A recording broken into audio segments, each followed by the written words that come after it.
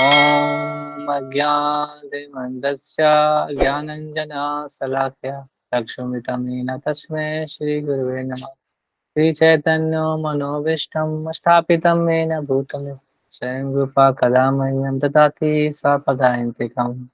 वन्देऽहं श्रीगुरो श्रीयुतापदकमलं श्रीगुरून् वैष्णवं च श्रीरूपं साग्रजातं सहगणरघुनाथवितं तं सजीवं सावधेतं सावधूतं परिणा सहितं कृष्णचैतन्यदेहं श्रीराधा कृष्णपादां सहगणरिता श्रीविशाखान्तांश्च। हे कृष्णा करुणा सिंधु दीनबंधु जगतपते गोपेश गोपिकांत राधाकांत नमस्तुते।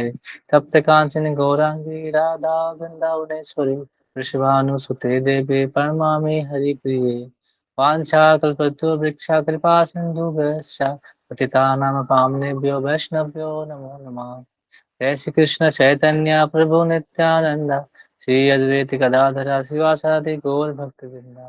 हरे कृष्णा कृष्ण कृष्ण हरे हरे हरे राम राम राम हरे हरे। श्रीमद् भगवद गीता की जय। श्रील प्रभुपाद की जय।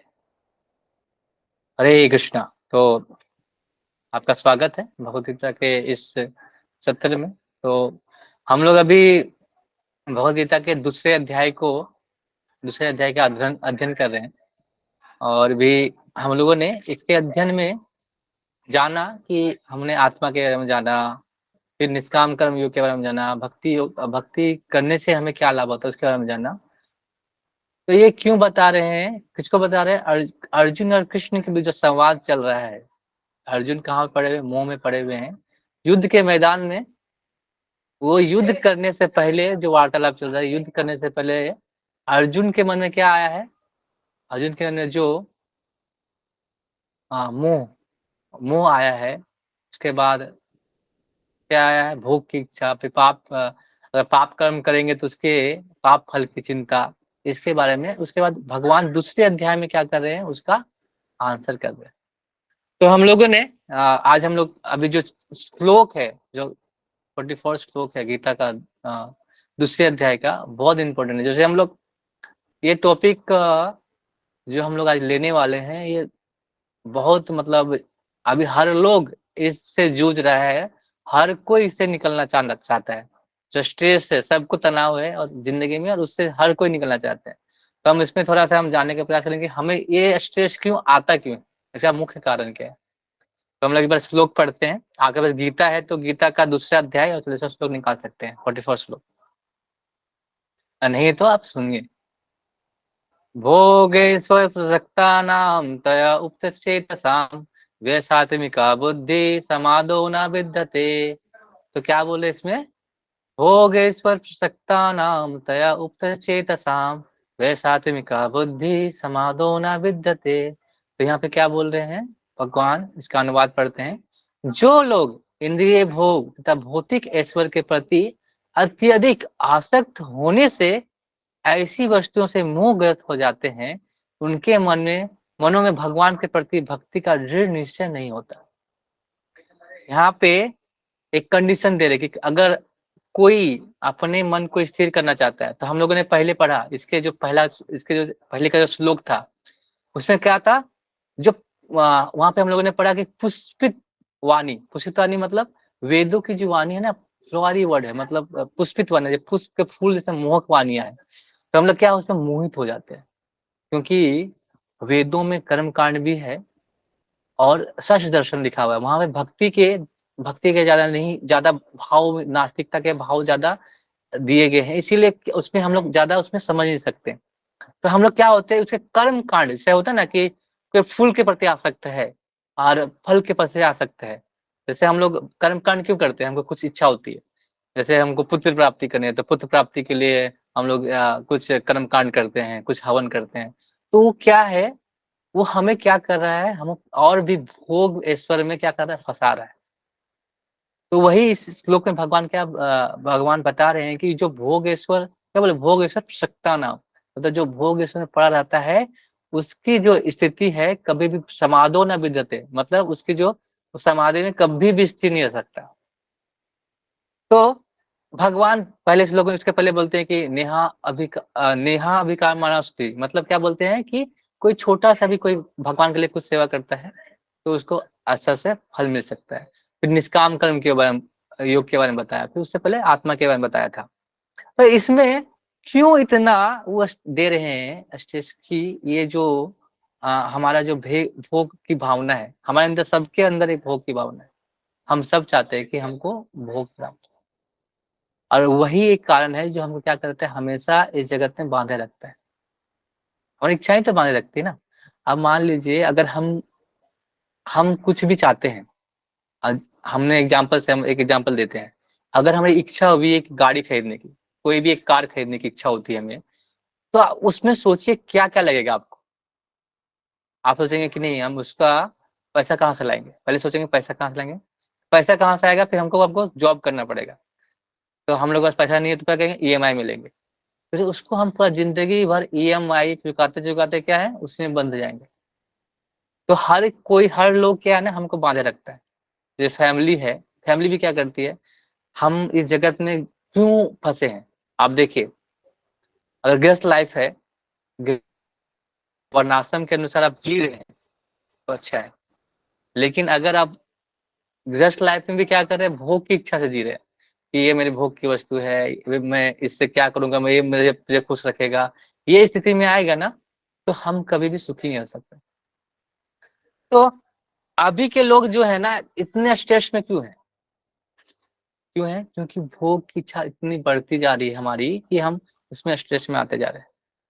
जैसे प्रहलाद महाराज और हिरण्यकशिपु की कहानी, जब प्रहलाद महाराज क्या करते, भक्त थे, और हिरण्यकशिपु क्या थे, भक्त नहीं थे। तो हिरण्यकशिपु का डर क्या था कि वो अगर अगर वो भक्त बन गए प्रहलाद महाराज की वजह से, तो वो भोग कर नहीं कर सकते।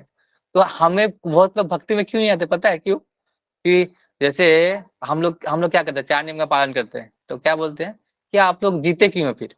जैसे हम लोग कहते हैं ना कि हम लोग मांस मच्छी नहीं खाते, बोलते हैं हम लोग नशा पान नहीं करते, हम जुआ नहीं खेलते, परिस्थिति संग नहीं करते। तो ये बोलते हैं 4 चीज, ये 4 चीज करते नहीं तो जीवन में आपका आनंद कहाँ है। तो बहुत से लोग भक्ति में इसलिए नहीं आते हैं कि उसका जो भोग का है ना, वो चीज खराब हो जाएगा, इसलिए वो नहीं आते। तो प्रहलाद महाराज, जो हिरण्यकशिपु का पहला डर यही था, तो बोलते ना, पहला डर यही था कि वो भक्त ना बना दे, ऐसा भक्ति भावना न आ जाए, ऐसा ऐसा उनकी ऐसा चेतना आ गई थी। तो प्रहलाद महाराज बोलते हैं, मतिर ना कृष्ण प्रतोस्तोवा, आपको भक्ति कोई नहीं दिला सकता। मतलब अब चाहते भी हैं, अब कैसे होता है ना, कृष्णमति ना, कृष्णमति ऐसे आसान में नहीं लगता है जब तक आपको वैष्णव की कृपा ना हो। आप सोचेंगे कि मैं भक्ति कर लूंगा, लेकिन जब तक आपको वैष्णव की कृपा ना हो तब तक नहीं हो सकता। क्योंकि हमें इसीलिए क्या बोलते हैं ना, सबसे पहले कहते साधु संग, साधु संग इसीलिए नहीं बोलते हैं क्योंकि साधु संग जैसे लोग के साथ रहेंगे, जैसे बोलते हैं ना, जैसा लोग संग वैसा रहेगा मन। तो हम जैसा संग लेते हैं वैसा हमारा मन रहता है। तो पहले संग संग छुटाने क्यों बोलते हैं, क्योंकि अगर संग जैसा रहेगा वैसे ही आपका क्रियाकलाप वैसा हो जाएगा।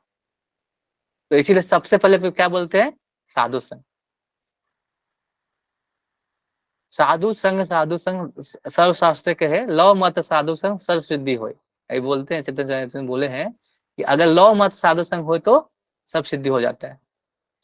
तो यहाँ पे भगवान भगवान क्या बता रहे हैं कि तुम अगर चाहते हो स्थिर होना, व्यासित्व का बुद्धि समाधो न विद्यते, अगर तुम्हारी जो बुद्धि है एक जगह लगे तो क्या करना पड़ेगा, क्या करना पड़ेगा आपको बताइए, आप लोग हमसे क्या करना पड़ेगा, सबसे पहला क्या करना पड़ेगा, हाँ संग करना पड़ेगा। साधु का संग, जैसा संग करना पड़ेगा। तो फिर क्या होगा, जैसे जैसे अब जो दारू पीता है, जो शराब पीता है, वो किसका संग लेता है, जो शराब शराब पीता है उसी का संग लेता है। अगर आप भक्ति चलाते तो भक्तों का संग लेना पड़ेगा। नहीं तो आप ऐसा कभी आएगा कि कभी मन तो हमारा क्या होता है, बार बार भोग में ही लगाना चाहता है। तो अगर जब तक मन को हम नहीं लगाएंगे ना साथ में, तो कभी भी हम लोग जैसे अगर हम भक्त के संग रहेंगे तो हम भक्ति करेंगे, नहीं रहेंगे तो फिर क्या होता है, अगर नहीं है भक्तों के संग में तो क्या करना चाहिए, हमें प्रयास करना चाहिए भक्तों के संग लेने का। बात करना चाहिए, जो आपके सीनियर हैं, जो आपको कोई एक काउंसलर मानना चाहिए, आपको अंदर आपके कोई एक गुरु मानना चाहिए कि सलाह ले सके।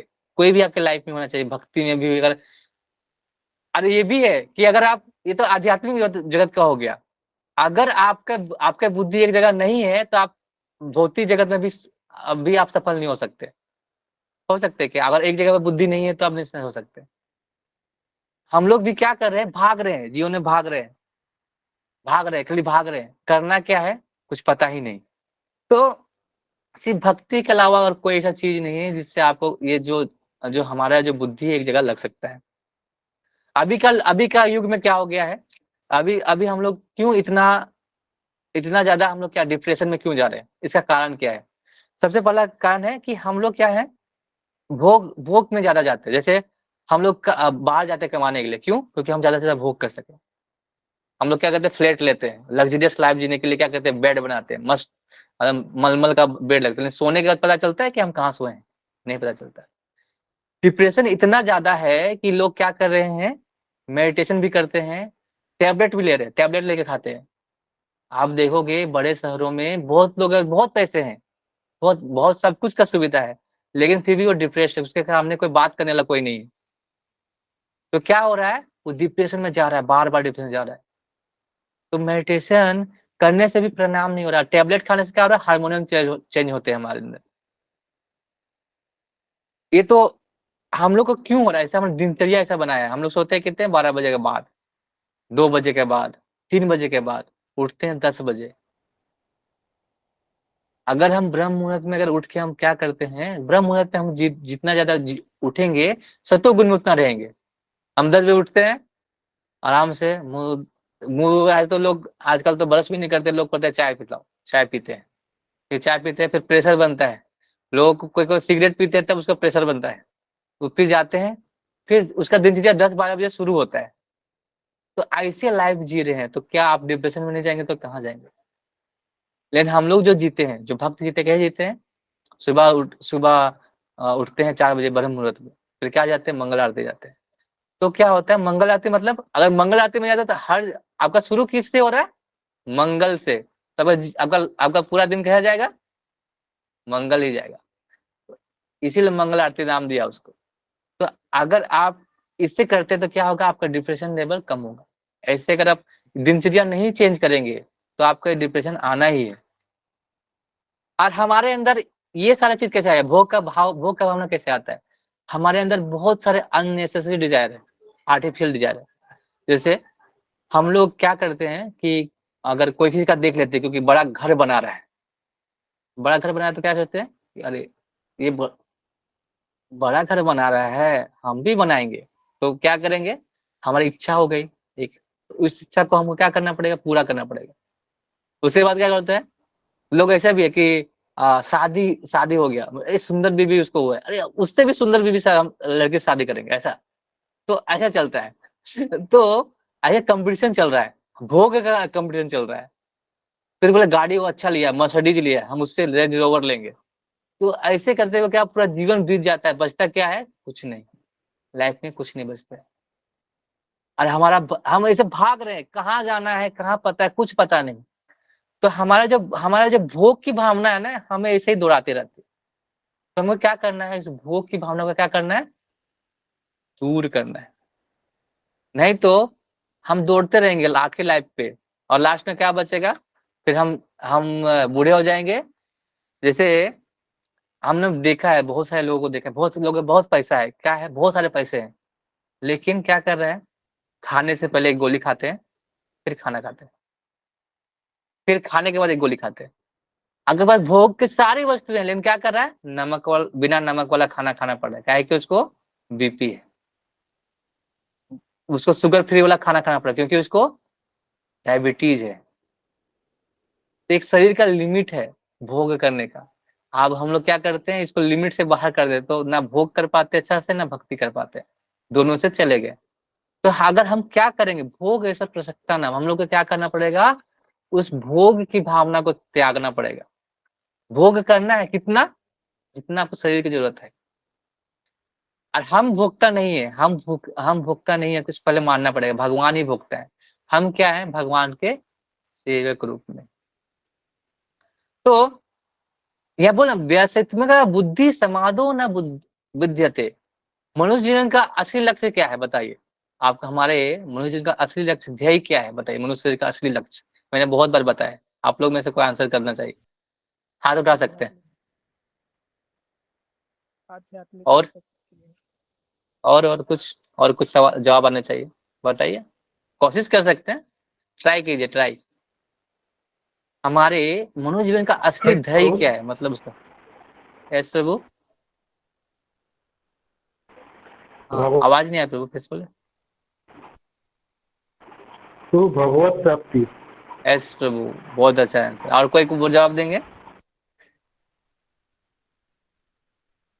हाँ, हमारे जीवन का जो मनुष्य जीवन का शरीर का मनुष्य शरीर का लक्ष्य यही है क्या, परमात्मा और भगवान की प्राप्ति करनी है। ये देखिए, हर लोगों को जो हमारे को भोग मिला है ना, वो सारे जितने भी जो पशु है ना, वो सबको मिला है, सबको। आहार, निद्रा, भय, मैथुन सबको है। लेकिन उसमें अंतर क्या होगा हमारे अंतर। जैसे पशु भी क्या करता है, वो भी आहार करता है, हम भी आहार करते हैं, उसको भी निद्रा आता है, हम भी निद्रा आता है। लेकिन निंदा हम लोग क्या बोलेंगे, नहीं नहीं, हम लोग तो अच्छा मखमल के बेड में सोते हैं। लेकिन सोने के बाद थोड़ी पता चलता है कि हम कहाँ सोए हैं। सोने के लिए क्या जरूरी है बताइए, आप लोग जीवन में सोने के लिए सबसे ज्यादा जरूरी क्या है,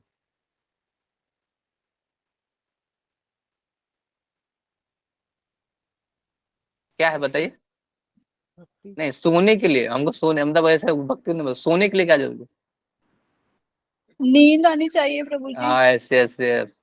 हमको नींद आनी चाहिए, हमको बेड का जरूरत नहीं आता है। बहुत से लोग क्या करते हैं, जमीन में ही सो जाते हैं, उसको नींद आता है तो। और बहुत से लोग मखमल है, एसी लगा हुआ है, सब कुछ है, लेकिन उनको निंद्रा नहीं आ रही, क्या करता है, टेबलेट खाता है, फिर सोते हैं।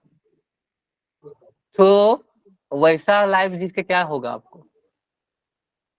और बहुत लोगों के पास फिर क्या करते हैं, मैथुन। हम लोग क्या करते हैं, बच्चे पैदा करते हैं तो जानवर करते हैं, हम भी करते हैं।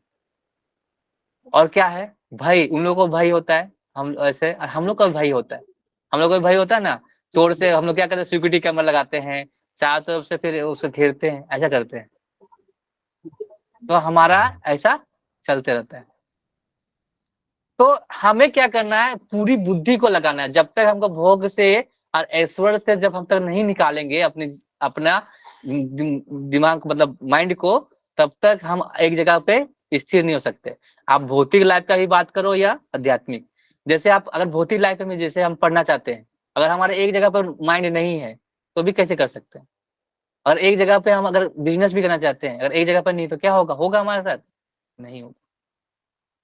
तो हमें क्या प्रयास करना होगा, हमारा क्या बोले, व्यासत्मक बुद्धि समादो न विद्यते, कभी नहीं हो सकता। कब होगा, बुद्धि एक एक कुरुनंदना, क्या पड़ेगा, बुद्धि को एक ही जगह लाना पड़ेगा। कुरुनंदना बोल रहे ना, इसके पहले का श्लोक में बताते हैं भगवान कि अपनी जो बुद्धि को एक जगह लगाना पड़ेगा। अभी इतने सारे जो पाप कर्म कर रहे हैं, उसकी वजह से क्या क्या हो रहे हैं हमारे जीवन में, भूकंप भूकंप हो रहे हैं, भूकंप भी आ रहे हैं, कोरोना आया, ये हमारे ही पाप है। ऐसा नहीं कि ये सब भगवान कर रहे हैं, हम ही लोग ने इतने सारे बढ़ाए हैं पाप। आपको पता है कि गाय कितनी कटती है एक दिन में, किसी को पता है क्या। नहीं पर वही पूरा दुनिया में 300 मिलियन, उसको 300 मिलियन मतलब लगभग 30 करोड़ का लगभग होगा, अगर सही हूं तो 30 करोड़ का लगभग ऐसा होगा, रोज कटती है रोज। ऐसे वो दुनिया के बता रहे हैं। गोवंश ऐसे कट जा रहे हैं, मतलब उसको सॉल्टर हाउस में जाके उसको रखा जा रहा है। तो ऐसा जीवन, हम ऐसे हम पाप कर्म में लगे हुए हैं लोग। तो क्या आएगा हमारे जीवन में, थोड़ी कि हम पुण्य कर रहे हैं कि हमारे जीवन में अच्छा चीज होगा, हम पाप ही कर रहे हैं ना। तो अगर हमको अगर इस समाधि मतलब हमको अगर स्थिर होना है, स्थिर प्रज्ञ होना है, तो हमें जो भोग की भावना है, ईश्वर की भावना, उसको क्या करना पड़ेगा, त्यागना पड़ेगा। तो लोग लोग है ना, लोगों को क्या समझना पड़ेगा पहले कि जो हमें ये शरीर मिला है, इस शरीर का हमें क्या उपयोग करना है, क्या उपयोग करना है भगवान की प्राप्ति के लिए। और अब जो भोग का जो इच्छा है ना, वो कन्वर्ट करना है। भोग की इच्छा हम खत्म नहीं हो सकता, कभी खत्म नहीं होता। क्या करना है, भोग की इच्छा हमको पता पहले होना चाहिए कि हम भोगता नहीं है, भोक्ता कौन है, भगवान है, हम क्या सेवक है। तो अगर इस भावना से अगर हम कोई भी कर सकते, जैसे अगर हम गृहस्थ लाइफ में भी, अगर हम ब्रह्मचारी लाइफ में, तो हमको क्या करना है, सेंटर करना पड़ेगा किसको, भगवान को। तभी हम इस जो डिप्रेशन है, इस स्ट्रेस से निकल सकते हैं। नहीं तो हम पूरा जीवन, हमारा पूरा जीवन स्ट्रेस में निकलेगा। कभी हमको हमको गाड़ी का लोन करना है, पूरा घर का लोन है, बच्चे को पढ़ाना है, ये इसी में पूरा जीवन स्ट्रेस में निकल जाता है। तो पहले क्या था, वैदिक सभ्यता में क्या था, पहले गुरुकुल हुआ करते थे। तो गुरुकुल हुआ करते थे, तो जो पेरेंट्स होते थे, गृहस्थ, क्या करते थे, अपने बच्चों को कहाँ भेजते थे, गुरुकुल में। और क्या होता था, गुरुकुल में बच्चे रहते थे, सीखते थे। और जो पेरेंट्स होते क्या करते थे, छोटा पहले घर होता था, उन लोग क्या करते थे, घर में सेवा करते थे। उसके बाद क्या करते थे, जाके मंदिर में अपना भजन क्रिया करते थे, अपना सेवा करके। अभी क्या हो गया है, अभी मॉडर्न स्कूल्स आ गए हैं, पढ़ाई के अलावा सारा कुछ हो रहा है मॉडर्न स्कूल्स में। तो हमें क्या प्रयास करना होगा कि हम बच्चों को अभी से अपने संस्कार देना पड़ेगा। क्योंकि हमको प्रैक्टिस नहीं है भोग भोग करने की, हमको कितनी इच्छा हम करनी चाहिए, कितनी हमको इच्छा करना चाहिए। ये मन को बार-बार प्रैक्टिस कराना पड़ेगा। अगर ऐसा नहीं करते हैं तो हमको ऐसे दौड़ाएगा, इतना मन दौड़ाएगा आपको कि आप दौड़ते-दौड़ते तक टाइम कब खत्म हो जाएगा, फिर पता लगेगा अरे हम भगवान के लिए कुछ किया ही नहीं, जीवन तो ऐसे बर्बाद चला गया। यहाँ पे अपने कल्याण में अगर कोई बाधा है तो भोग और ऐश्वर्य की इच्छा है। जैसे जाल में फंसी मछली देखे हैं आप, जाल में फंसी मछली आगे नहीं बढ़ सकती। जैसे हमारे जीवन में भी बहुत सारी चीज, आप अगर अपने जीवन का में देखोगे तो आपके जीवन में टिक मारना, आप एक लेना पेज पे टिक मारना कि आप किस चीज में फंसे हुए। फंसे मतलब किस चीज आपको रोक रहा है उस चीज करने में, क्यों। जैसे आप कोई, अगर हम जीवन में जीते हैं, कोई जीवन में हम लोग जी रहे हैं, तो हमको होगा कि इसके करने का मतलब, ये इच्छा पूरी करने की वजह से हमको क्या करना पड़ा, 7-8 साल क्या करना पड़ा, मेहनत करना पड़ा। आप टिक मारोगे तब बहुत सारी चीजें मिलेगी। वही इच्छा था क्या, कि आपको बांध के रखा था। जैसे मछली जाल में फंस जाती है ना, उसी तरह हम लोग फंस जाते हैं, जगत में फंसा देता है। तो माया हमको क्या करती है, बांधे रखती है। माया किसी रूप में भी आ सकती है, धन के रूप में, इसी रूप में, किसी रूप में आ सकती है आपके जीवन में। तो वो क्या करते हैं, आपको इस जगत पे फंसाए रखते हैं। और क्या करते हैं, आपको जो परमात्मा प्राप्ति की जो इच्छा है ना, उसको छुपा के रखते हैं। जैसे हम हृदय से, हमारा आत्मा क्या है, वो चाहती है परमात्मा प्राप्ति, लेकिन हम जब तक आत्मा तक नहीं पहुंचेंगे, तब तक कैसे पता चलेगा कि हम भगवत प्राप्ति कर सकते हैं। तो बहुत सारे लोग कर्म योगी होते हैं, तो कर्म योगी भी बहुत अच्छा है कि जो भोग ऐश्वर्य कर रहे हैं बिना ऐसे करके, तो उससे अच्छा कर्म योगी क्या कर रहे हैं कि अगर कर्म योग भी कर रहे हैं तो धीरे धीरे हमको क्या प्रयास करना चाहिए, निष्काम कर्म। सकाम कर्म करे तो हमें क्या करना चाहिए, निष्काम कर्म की भावना होना चाहिए। निष्काम कर्म मतलब कोई भी हम कर्म करते हैं, हमने पहले पहले श्लोकों में बताया कि अगर कोई भी कर्म करे किसके लिए, भगवान की इच्छा की पूर्ति के लिए। अगर वो कर्म करेंगे तो हमारे जो भोग की इच्छा है वो धीरे धीरे क्या होगी, समाप्त नहीं होगी, कम होगी। हम भगवान के ज्यादा ज्यादा हम जितने ज्यादा करीब होते जाएंगे, उतनी ज्यादा हमारे भोग की ईश्वर की जो इच्छाएं कम होती जाएगी। हमें क्या करना है, अब हम तो भोग ईश्वर करना है, तो हमें क्या करना पड़ेगा। हमको जैसे होता है ना, पर दुख का सुखी नहीं करना है, पर दुख का दुखी होना पड़ेगा। वैष्णव क्या करते हैं, जो होते हैं पर दुख का दुखी होते हैं। हम लोग अभी, लेकिन जो मटेरियल जो लोग क्या बोलते हैं, पर दुख सुखी, अरे उसको दुख हो रहा है, अरे वाह, मतलब मन में मतलब अच्छा होता है, उसको दुख आई आया उठ पहाड़ के नीचे, बहुत मेरे को बोल रहा था ऐसे करने के लिए। तो ऐसी भावना नहीं आनी चाहिए हमारे अंदर।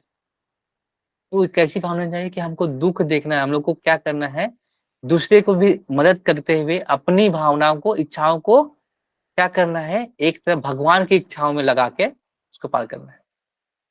और सबसे अच्छा चीज क्या मैंने बताया ना, सबसे पहले साधु संग। आपको संग करना पड़ेगा, भक्तों का संग लेना पड़ेगा। तो आपको भक्त जैसा बनना है तो भक्त का संग लेना पड़ेगा। अगर आपको कर्मी जो जो भौतिक जगत के जो लोग हैं, भौतिक जो मटेरियल लाइफ जीते हैं, वो भौतिकवादी लोग हैं, उनके जैसा जीना है तो आपको उनका संग लेना पड़ेगा। तो उन लोग चाहते हैं कि अरे कंठी माला पहन लिया है, तिलक लगा लिया है, इन लोग क्या कर रहा है। तो क्यों? क्योंकि उनको दुख हो रहा है कि मैं इतना भोग कर रहा हूँ और ये भक्ति करेगा। तो हिरण्यकशिपु क्यों चिंतित है? हिरण्यकशिपु प्रहलाद महाराज से क्यों चिंतित था? कि प्रहलाद महाराज क्या कर रहे जी थे? प्रभु भक्ति जी। कर रहे थे, ऐसा ना। आप बीच में भी जी थोड़ा सा म्यूट करके रखें, आपको मौका दिया जाएगा बाद में बोलने का। हरे कृष्ण। तो मैं एक बार तात्पर्य पढ़ता हूँ प्रपाद ने क्या लिखा है, उसके बाद मैं क्लास को एंड करूंगा, फिर आपके सवाल कुछ होंगे, कुछ कमेंट तो बोल सकते हैं। समाधि का अर्थ है स्थिर मन। वैदिक शब्द कोश निरुक्ति के अनुसार समज्ञा अधीयते अस्मिन अस्मिन आत्मतत्व या आत्मत्यम। जब मन आत्मा को समझने से स्थिर रहता है तो उसे समाधि कहते हैं। और जो लोग इंद्रिय भोग में रुचि रखते हैं अथवा जो ऐसी क्षणिक वस्तुओं से मोहग्रस्त हैं, उनके लिए समाधि कभी भी संभव नहीं है। माया के चक्कर में पड़ते हुए न्यून अधिक पतन को प्राप्त होते हैं। तो प्रभुपाद भी लिख रहे हैं क्या कि अगर इंद्रिय भक्ति में जो रुचि रखता है, बार बार जो क्षणिक क्षणिक है, हमें क्या होता है? क्षणिक सुख होता है। मात स्पृति कौन है? शीतोष्ण सुख दुखा, जो होता है ना, भगवान बोलते हैं ना कि जो सुख और दुख किसके प्रकार है? जो ग्रीष्म ऋतु आते हैं ना और जाते हैं ना, उस प्रकार से। तो अगर हम क्या करते हैं उस क्षणिक वस्तु में, क्या करते हैं हम लोग? क्या करते हैं उसमें? मोहग्रस्त हो जाते हैं उस वस्तु के सुख और दुख के में। तो क्या होते हैं? हम कभी समाधि में नहीं हो सकते। अब मान लो कोई अगर पढ़ाई कर रहा है, जीवन में कुछ बनना चाहता है, इंजीनियर बनना चाहता है, तो क्या वो क्या करेगा? वो नीट का भी तैयारी करेगा, आईटी का तैयारी करेगा, होगा क्या? दोनों साथ में हो भी सकता है अगर बहुत बहुत मल्टी टैलेंटेड बच्चे हैं, लेकिन सबका नहीं हो सकता। एक करना है, एक जगह पे फोकस करना पड़ेगा। तो हमें फोकस करना पड़ेगा, जो चीज हम चाहते हैं उसे फोकस करना पड़ेगा। या भक्ति करें या मटेरियल लाइफ में भी आपको अगर सक्सेस चाहिए, तो दोनों अवस्था में आपको क्या करना पड़ेगा? क्या करना पड़ेगा? भक्त आपको जो बुद्धि को एक जगह लगाना पड़ेगा, तभी हम क्या कर सकते हैं? इस जगत के इस मोह से निकल सकते हैं, मोहग्रस्त जीवन से। तो हम अभी आध्यात्म के बारे में ज्यादा बोलेंगे कि हम अध्यात्म में पढ़ रहे हैं। भौतिक जगत में जो सक्सेस है, मैंने बताया था कि जो सक्सेस है वो सक्सेस भी पाले भौतिक जगत में। तो अगर आपकी मृत्यु हो जाती है तो अगले जन्म में वो सक्सेस फिर से कंटिन्यू नहीं होता। लेकिन अगर आध्यात्मिक जगत में आप करते हैं कुछ भी काम आध्यात्मिक के लिए, तो अगले जन्म में क्या होता है? कंटिन्यू होता है। 4% भी 5% भी आप भक्ति किए तो अगले जन्म में क्या होगा? 6% शुरू होगा। लेकिन ऐसा भौतिक जगत में नहीं होता। अगर इस जगत में आप इंजीनियर हैं और आपकी मृत्यु हो जाती है, तो अगले जन्म में थोड़ी कि आप इंजीनियर बन तो आप जो पैदा करें तो बोले नहीं इंजीनियर है, ऐसा नहीं होगा। आपको फिर से का खा एबीसीडी से शुरू करना पड़ेगा।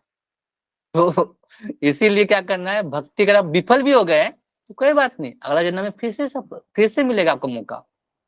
तो हमें क्या करना है? भोग प्रसक्तनम तया उच्च चेतसाम। तो हमको इस आसक्तों से दूर होना है। आसक्त है तो दूर। अर्जुन को वही बता रहे क्या कि तुम क्या हो रहे हो? पाप पुण्य में लगे होने का बात कर रहे हो। तुम क्या कर रहे हो? सौजन्य हमारे कैसे जिएंगे उसके बारे में सोच रहे हो। तो इतना आसक्त हो तो कैसे तुम तीर चलाओगे? अर्जुन तो धनुर्धारी था, एक बार फोकस करेगा तो मार सकता था। मछली की आंख में तीर लगा के मारा, उतना धनुर्धारी था, लेकिन क्या था? फोकस नहीं था। क्या था? अपनी चीजों में लगा हुआ था। और कितनों भी अगर कोई अगर इतनों भी अगर वो टैलेंटेड है, अगर वो फोकस नहीं है तो क्या होगा? विफल होगा।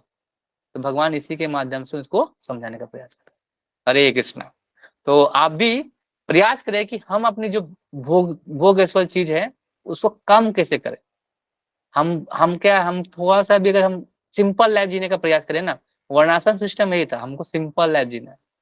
थोड़ा जमीन, थोड़ा गाय, थोड़ा सा भूमि, थोड़ा सा हम लोग रहते हैं, और साथ में सब कुछ आपको खेती से आप क्या कीजिए? फसल उगाइए, गाय से दूध दही खाइए, बस अच्छे से। वर्णाश्रम सिस्टम में यही था। अब जो समय बचे भजन क्रिया में लगाइए, यही वर्णाश्रम की एक पद्धति है। तो हमें उसी में सिंपल लाइफ जितना जिएंगे ना, जितनी इच्छाएं आपकी कम होगी उतना ज्यादा आप सुखी रहेंगे, उतना टाइम मिलेगा आपको भजन क्रिया में। आप बहुत जगह एंगेज रहेंगे। उस जगह मैंने एक एग्जाम्पल दिया था कि 10 जगह कुआं खोदने से अच्छा है एक जगह कुआं खोद। आपको पानी तो प्राप्त होगा। हरे कृष्ण। किसी का सवाल या कुछ कमेंट करना है?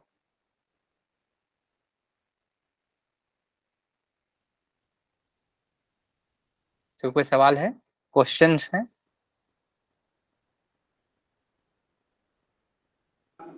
एस नहीं माता जी। प्रभु जी, क्वेश्चन हाँ, प्रभु जी ओके। क्वेश्चन तो नहीं। हाँ, थैंक्स करना है आपका कि क्लास हमेशा की तरह बहुत अच्छी होती है। Okay okay. आप आ नहीं देते हो 2 दिन में। अच्छा। प्रभु जी एक्चुअली मैं भी अभी थोड़ा क्लासेस वगैरह लगाने लगी हूँ ना, तो बस उसी में फिर बिजी हो जाती हूँ, फिर कई बार ओके, टाइम कोई नहीं लग बात। पाता। और किसी का कोई सवाल है? नहीं है, ओके, बहुत अच्छा। मतलब समझ में आ गया आप लोगों को। हाँ विष्णु प्रभु, प्रभु। हाँ, प्रभु जी आवाज नहीं आ रहा आपकी। समझ में आया प्रभु जी, बस और नहीं कोई प्रश्न। क्या? कौन सा? बस नहीं अच्छा, है प्रभु क्वेश्चन जी। समझ में आया? क्वेश्चन नहीं है। Okay okay. हाँ जी। अगर विकास प्रभु। जी प्रभु जी, ये समझेगा। हाँ, ओके। अरे बहुत अच्छा। कोई सवाल होगा तो मैसेज कर सकते हैं आप। प्रभु जी तो मेरा एक आज एक, प्रश्न हाँ हाँ बोलिए। एक, प्रभु जी लेकिन इस श्लोक के रिगार्डिंग नहीं है। वो मैंने हम्म भगवत गीता में एक जगह पे पढ़ा था, उसमें लिखा था कि हम्म। हवा से अग्नि पैदा होती है, अग्नि से जल, ऐसे करके कुछ था। हाँ हाँ, है ना। हाँ पहले जी। आकाश आकाश आकाश ऐसे है, नहीं, आकाश से ऐसे मैं बताता हूँ आपको, मैं मैसेज करता हूँ कैसे तो हवा होते हवा ये क्रिएशन में बताया। हाँ, क्रिएशन से शुरू होता है, क्रिएशन से वायु से अग्नि प्राप्त, अग्नि से फिर ऐसा पृथ्वी है, ऐसे करके ऐसे कुछ सीरियल वाइज है उसका। मेरे को सीरियल याद नहीं आ रहा है, मैं आपको सीरियल बता भेजता हूँ, आपको मैसेज करता हूँ। प्रभु जी मुझे ये पूछना है कि हम्म। वो इसका मतलब क्या है, वो मुझे मीनिंग नहीं समझ आया, मतलब मतलब कि उस वो उसका मतलब है कि ये जगत पैदा जो हो। पहले, ये जो, हाँ ऐसे, और जो जगत अभी जो बना है ना, क्रिएशन के बारे में बता रहे हैं कि पहले क्या आया था, जो हमारा शरीर बनता है, जो मन बुद्धि अहंकार हमारा है, वो कैसे आता है, फिर जो जो ये सारे बना हुआ है ना, ये कैसे बना है, उसके बारे में वो क्रिएशन के बारे में बता रहे हैं कि ऐसे क्रिएशन हुआ है। तो उसके बारे में वो उसके रिलेटेड कुछ होगा। अब कौन सा श्लोक है मेरे को बताएंगे तब उसके रिगार्डिंग में बता सकता हूँ फिर।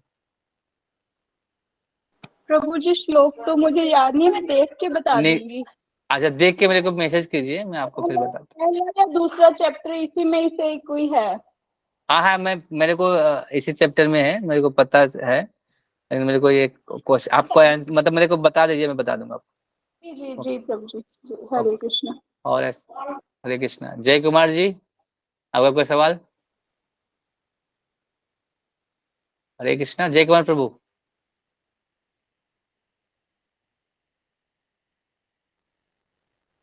ओके, हरे कृष्णा। तो आज मोहिनी एकादशी का है, तो आप लोगों को बहुत बहुत शुभकामनाएं, मतलब एकादशी के लिए हार्दिक। तो क्या है कि हम लोग एकादशी क्यों करते हैं, आपको सब पता ही है। एकादशी में ज्यादा बोलना नहीं है, आप लोग एकादशी कर रहे हैं अच्छे से, जब भी अच्छे से कर रहे हैं, भक्ति से भी अच्छे से कर रहे हैं। तो हम एक क्लास रेगुलर चलता है, तो जय कर्ण प्रभु पहली बार आए हैं, तो इनका आप पहले के जो वीडियो देख के सकते हैं, उसके बाद क्लास कर सकते हैं।